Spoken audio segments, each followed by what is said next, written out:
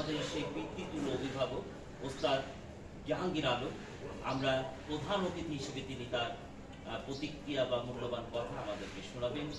আমি বিনীতভাবে তার মূল্যবান কথা বলার জন্য অনুরোধ করছি।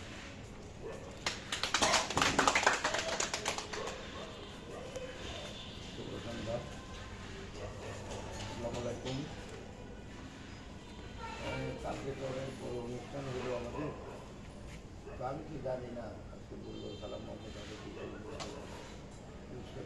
সালাম মোহাম্মদ আসলে তার শেষ না, অনুষ্ঠানের শেষ নাই, কথার শেষ নাই, পারে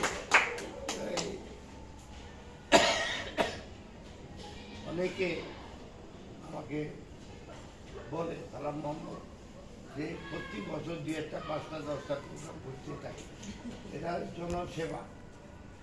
সে সাংস্কৃতিক জগৎকে ভালোবাসে, খেলাধুলাকে ভালোবাসে, আমার বলার শেষ হবে না তারা বলতে গেলে। আর আজকে উপস্থিত দুজন এবং vice president Habib, vice president Hindu Parishad Chittagong, Habib Rahman, মেদ রাকা এবং আমার ভাই সবাই, আমি দেখছি এরা সালাম মোহাম্মদকে অনেক ভালোবাসে, যে আসি পিছিয়ে লাগে সালাম মোহাম্মদের অনুষ্ঠান কেমনে সফল হবে। তো এর পিছনে আমার একটা কারণ আছে।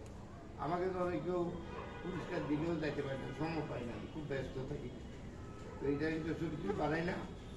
তো চিন্তা করছি এলো হঠাৎ অনেকদিন পরে যোগাযোগ করলে, ঠিক আছে অনুষ্ঠান, আমি এটা অনুষ্ঠান করতে চাই, যে আমার শিষ্য এও সেটাকে আমার শিষ্য, এরা তো আজকে আমি দেখছি আগে অনুষ্ঠান ছিল, তো সবাই ছোটো ভাই ব্রাদার সবাই, আমাদের তো বয়স হইতেছে, এখানে আর কোনো লোক আর কোনো কাজ হয়ে নেই, বয়স হচ্ছে, আগামীতে এরাই উজ্জ্বল ভবিষ্যৎ।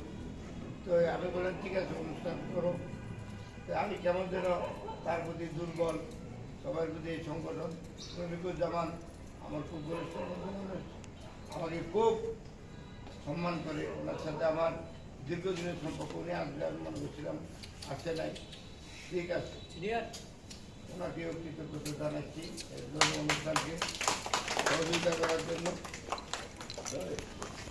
আমি মনে করি অনুষ্ঠান সবসময় হওয়া উচিত, অনুষ্ঠান হইল মনের ঘোরা, আর পরিষ্কার হইলেও মনে শান্তি পায়।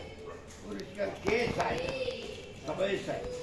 এই যে মৃত্যুর আগে পর্যন্ত বলে পরিষ্কারের কথা বলে দৌড়ে যায় মানুষ, পরিষ্কারটা হলে কাজের স্বীকৃতি।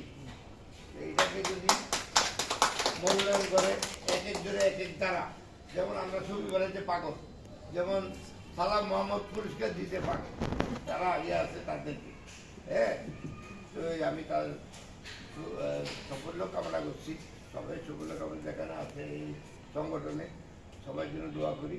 আমাকে বলা আছে আমি সাথে রাজি হয়েছি, ঠিক আছে, আমি তো চিন্তা করছি সালাম মোহাম্মদুল্লাহ যা করার দরকার আমি করবো,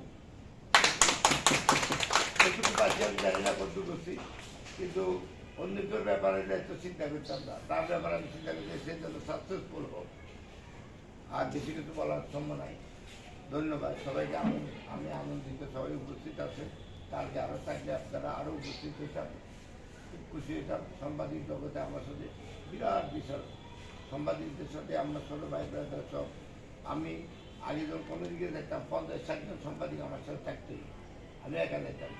আমার বন্ধু হলো সাংবাদিক, ছোটো ভাই হলো সাংবাদিক, প্রফেশনের মুখী, আমি এটা খুব পছন্দ করি। আজকে সবাইকে ধন্যবাদ জানাই।